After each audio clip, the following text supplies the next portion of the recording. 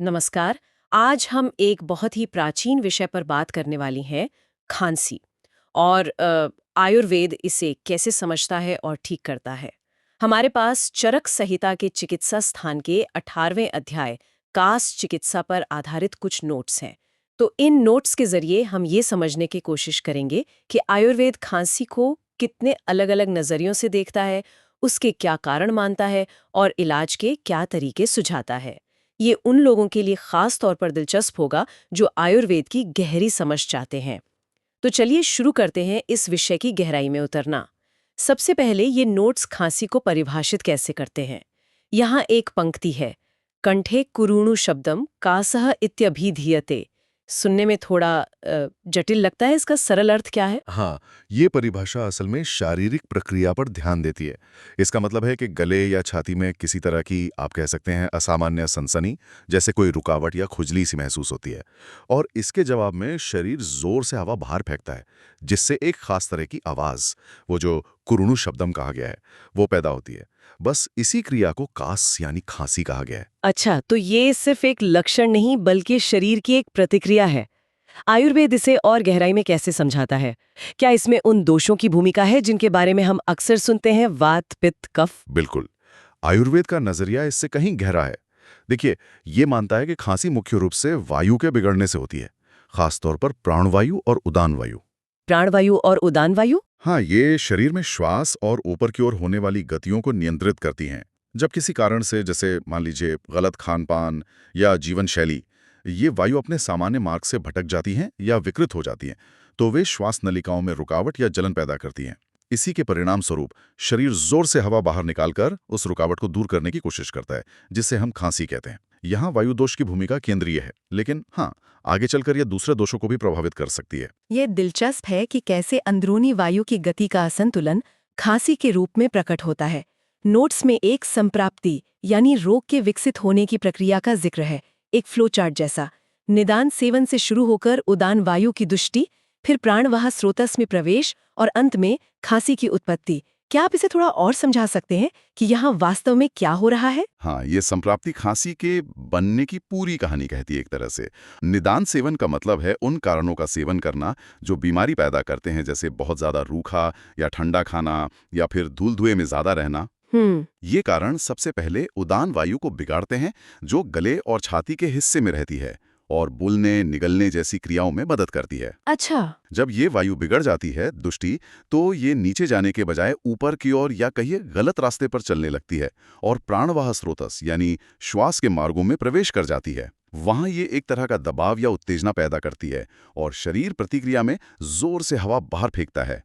बस यही खांसी है। तो मतलब खांसी शुरू होने से पहले ही शरीर के अंदर वायु के स्तर पर गड़बड़ी शुरू हो जाती है। एकदम सही। यही दिखाता है कि आयुर्वेद लक्षणों से पहले उनके मूल कारण और शरीर में होने वाले सूक्ष्म बदलावों पर कितना ध्यान देता है। यहाँ ये जानना भी महत्वपूर्ण है, जैसा कि स्रोत संकेत देते हैं, कि यह प्रक्रिया केवल वायु तक सीमित नहीं रहती। ये धीरे धीरे दूसरे दोषों यानी पित्त और कफ को भी असंतुलित कर सकती है और हमारी अग्नि, पाचन और चयापचय की शक्ति को भी कमजोर कर सकती है। ओह। और अगर ये असंतुलन बढ़ता जाए तो ये शरीर की जीवनी शक्ति, जिसे ओज कहते हैं, उसे भी क्षीण कर सकता है, जिससे स्थिति और गंभीर हो जाती है। तो ये सिर्फ एक स्थानीय समस्या नहीं, बल्कि पूरे सिस्टम का असंतुलन बन सकती है। ये तो वाकई एक गहरी समझ है। अब बात करते हैं खांसी के प्रकारों की। नोट्स में 5 प्रकार बताए गए हैं, वातज, पित्तज, कफज, क्षतज और क्षयज। यह वर्गीकरण किस आधार पर किया गया है और इनके लक्षण क्या हैं? हाँ, ये वर्गीकरण मुख्य रूप से इस बात पर आधारित है कि कौन सा दोष बढ़ा हुआ है या फिर खांसी का मूल कारण क्या है, जैसे कोई चोट वगैरह। और हर प्रकार के अपने विशिष्ट लक्षण होते हैं, जो हमें सही कारण और फिर सही इलाज समझने में मदद करते हैं। चलिए पहले वातज कास को लेते हैं।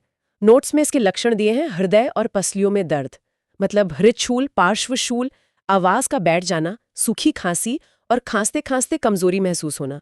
ये सब वात से कैसे जुड़ा है? देखिए, वात का स्वभाव रूखा, हल्का, ठंडा और चलने वाला होता है। तो वातज का आस में ये गुण लक्षणों में साफ झलकते हैं। खांसी सूखी होती है, बलगम या तो होता नहीं या बहुत कम होता है।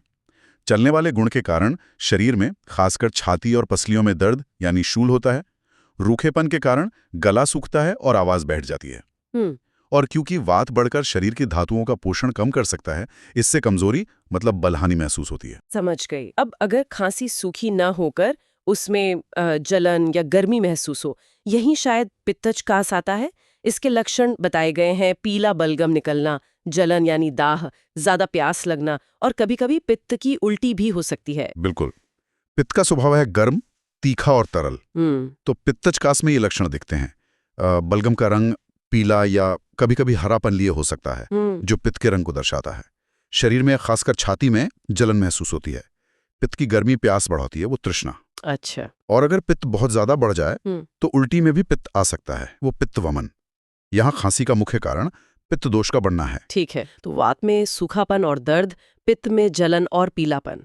अब तीसरा प्रकार, कफजकास। इसके लक्षण है गाढ़ा, मीठा, चिकना बलगम निकलना, बहुल मधुर स्निग्ध निष्ठीवन, खाने का मन न करना, जुकाम या नाक बहना और शरीर में भारीपन। ये कफ से कैसे संबंधित है? जी, कफ का स्वभाव होता है भारी, ठंडा, चिकना, स्थिर और मीठा। तो कफजकास में यही गुण दिखते हैं। बलगम बहुत ज्यादा निकलता है, गाढ़ा होता है, चिपचिपा सा और सफेद रंग का हो सकता है। स्वाद में हल्का मीठापन लिए हो सकता है। कफ के भारीपन के कारण शरीर में भारीपन लगता है, आलस आता है, अरुचि यानी भूख कम लगती है। और वो जुकाम? हाँ, नाक बहना या जुकाम, जिसे पीनस कहते हैं, वो भी कफ के बढ़ने का एक सामान्य लक्षण है, जो अक्सर कफजकास के साथ पाया जाता है। ये तीन प्रकार तो सीधे सीधे दोषों के बढ़ने से जुड़े लगते हैं, वात, पित्त, कफ। लेकिन अगले दो, शतजकास और क्षयजकास, इनके नाम थोड़े अलग हैं। पहले शतज की बात करते हैं। लक्षण है शुरुआत में सूखी खांसी, फिर खून मिला बलगम, शोणितम ष्ठीवेत, गले में बहुत खराश, आवाज बैठना और पसलियों में दर्द। शत का क्या मतलब है यहाँ? क्षत का शाब्दिक अर्थ है चोट या घाव। तो क्षतजकास किसी बाहरी या अंदरूनी चोट के कारण होता है, खासकर छाती के क्षेत्र में। ये ज्यादा मेहनत करने, भारी वजन उठाने या किसी दुर्घटना से हो सकता है, जिससे फेफड़ों या श्वास नलिकाओं में कोई चोट लग जाए। अच्छा। शुरुआत में शायद सूखी खांसी हो, लेकिन जैसे ही चोट से खून निकलता है, वो बलगम के साथ बाहर आने लगता है। गले में खराश और दर्द भी उसी चोट का परिणाम होते हैं। ये सीधे दोषों के असंतुलन से ज्यादा एक शारीरिक क्षति के कारण है। हालांकि ये बात भी सही है कि चोट लगने से वात और पित्त भी बिगड़ सकते हैं। और पांचवा, क्षयजकास। इसके लक्षण तो काफी गंभीर लगते हैं। दुर्गंध वाला हरा लाल बलगम, बुखार, पसलियों में दर्द, सांस फूलना और भूख न लगना। क्षय का क्या अर्थ है? क्षय का मतलब है क्षीण होना, कम होना या शरीर की धातुओं यानी टिश्यूज का नाश होना। यह खांसी का सबसे गंभीर प्रकार माना जाता है और ये दर्शाता है कि शरीर अंदर से कमजोर हो रहा है, उसकी धातुएं घट रही हैं। यह अक्सर किसी पुरानी गंभीर बीमारी का लक्षण होता है, जैसे राजक्षमा, जिसे आधुनिक चिकित्सा में ट्यूबरक्लोसिस या टीबी से जोड़ सकते हैं। ओह, टीबी? हाँ, मतलब उस तरह की स्थिति जिसमें धातु क्षय हो रहा हो। इसमें निकलने वाला बलगम दुर्गंध वाला होता है और उसमें पस या खून मिला हो सकता है, जो ऊतकों के नाश का संकेत है। साथ में बुखार, सांस फूलना, वजन घटना जैसे लक्षण शरीर की जीवनी शक्ति के कम होने को दर्शाते हैं। ये सिर्फ खांसी नहीं, बल्कि पूरे शरीर के क्षय की स्थिति है। ये वर्गीकरण दिखाता है कि आयुर्वेद खांसी को कितनी बारीकी से देखता है। सिर्फ लक्षण नहीं, बल्कि उसके पीछे के कारण और शरीर की स्थिति को भी समझता है। अब इलाज की बात करते हैं। नोट्स में कुछ सामान्य चिकित्सा सिद्धांत दिए हैं, जैसे स्नेहन, स्वेदन, वमन और विरेचन। ये क्या है और खांसी में कैसे काम करते हैं? इन्हें पंचकर्म के हिस्से के रूप में भी जाना जाता है। पंचकर्म, हाँ। जैसे स्नेहन, इसमें शरीर पर तेल की मालिश की जाती है या फिर औषधीय घी पिलाया जाता है।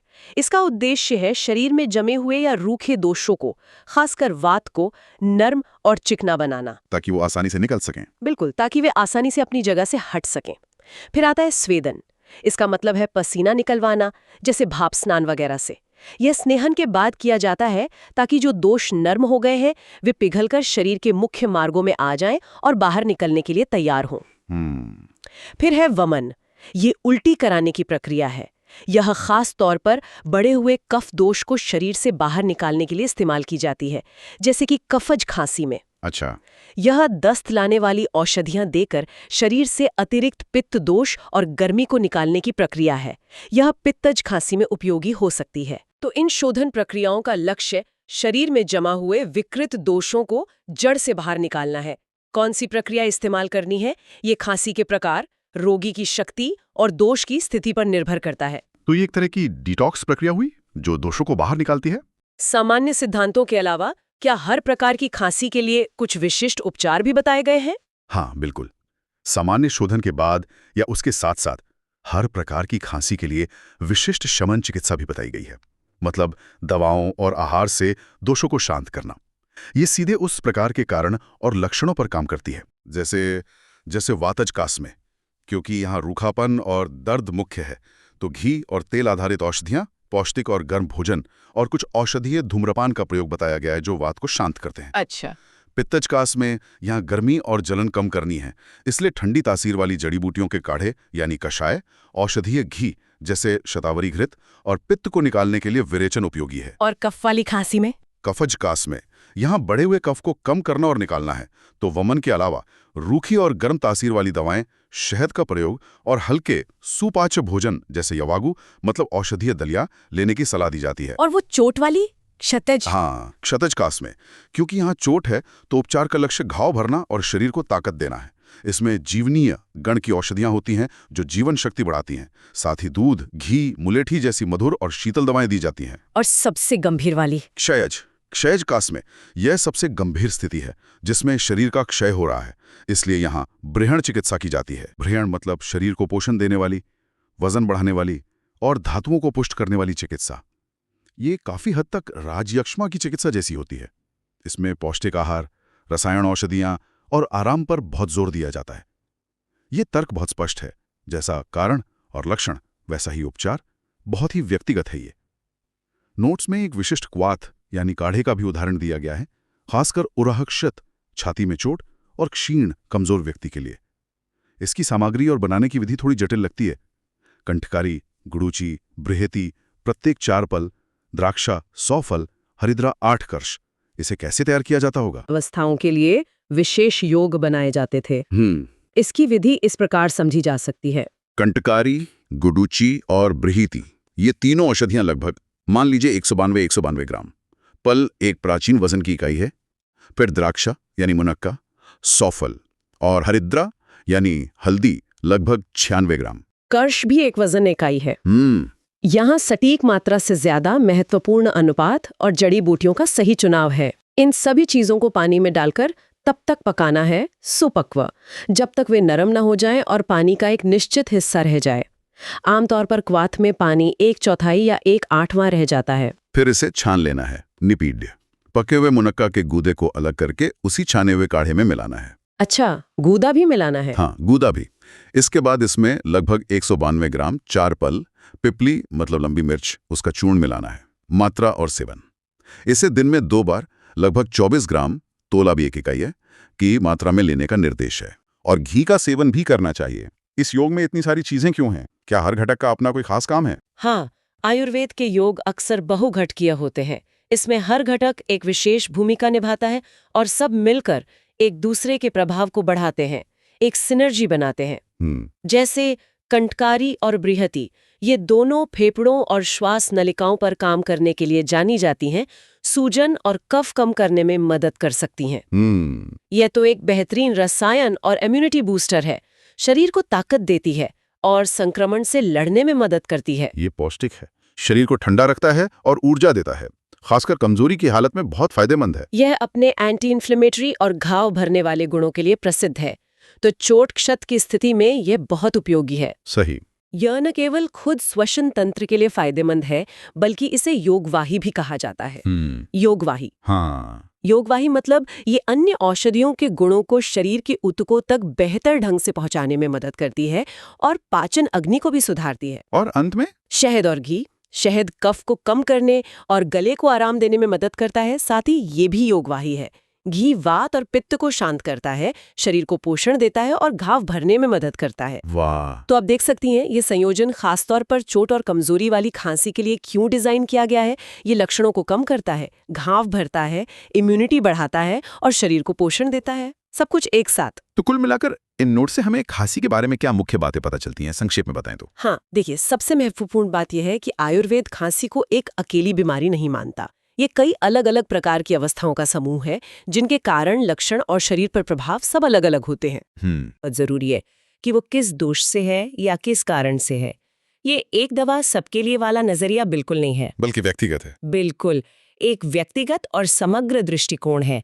इसमें सिर्फ दवाएं ही नहीं, बल्कि सही आहार, जीवन शैली में बदलाव और जरूरत पड़ने पर शोधन प्रक्रियाएं, मतलब पंचकर्म भी शामिल हैं। और तीसरी और बहुत महत्वपूर्ण बात, ये श्वसन स्वास्थ्य और पाचन शक्ति यानी अग्नि के बीच गहरे संबंध को उजागर करता है, क्योंकि हमने देखा कि कैसे पाचन और वायु की गड़बड़ी खांसी का कारण बन सकती है। तो ये थी चरक संहिता के नोट्स पर आधारित खांसी के आयुर्वेदिक उपचार पर हमारी आज की गहरी चर्चा। अंत में बस एक विचार छोड़ना चाहूंगा।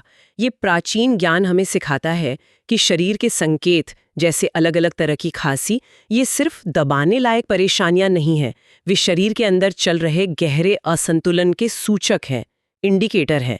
आज की तेज रफ्तार जिंदगी में जब हम अक्सर लक्षणों को जल्दी से दबाने की कोशिश करते हैं, तो क्या खांसी के प्रकार को समझने की ये आयुर्वेदिक दृष्टि हमें अपने शरीर को बेहतर सुनने और उसकी जरूरत के अनुसार प्रतिक्रिया देने में मदद कर सकती है? ये सोचने वाली बात है।